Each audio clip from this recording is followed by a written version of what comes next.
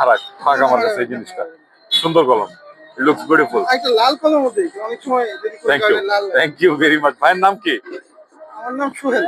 সোহেল ভাই, আমার এখন পর্যন্ত কেউ কিছু দেয় না এলাকায়, আপনি মানে প্রথম মানুষ। এমনি চা খাওয়াইছে, প্রথম মানুষ যিনি আমার গিফট করছে। আপনার একটু দই টই খাওয়াইতে পারেন। না থ্যাংক ইউ, বলেন আপনি আমার বলেন। এক নম্বর হচ্ছে আপনি লেখেন আপনার নাম। আমার নাম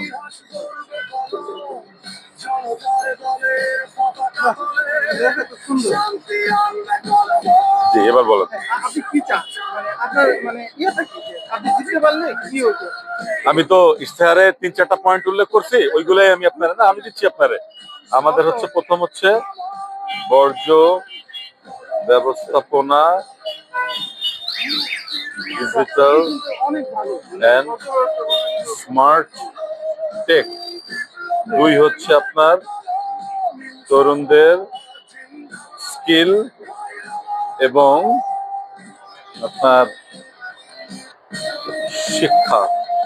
47 তাহলে এই আর্টিকেলগুলো এইগুলা আমি সব পড়ছি, এর উপরে আমি কাজ করব।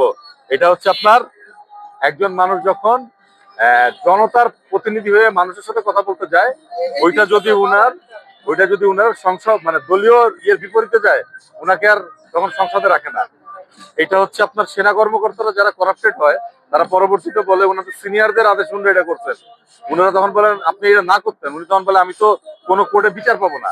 আর এটা হলো আমাদের বেসিক রাইট, 5টা রাইট। তো আমি এই 3টা অনুচ্ছেদ এবং এই 5টা কাজ নিয়ে করবো।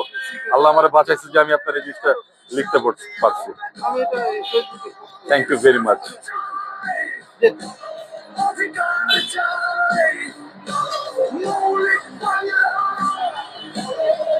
আজকে হচ্ছে আপনার কত তারিখ?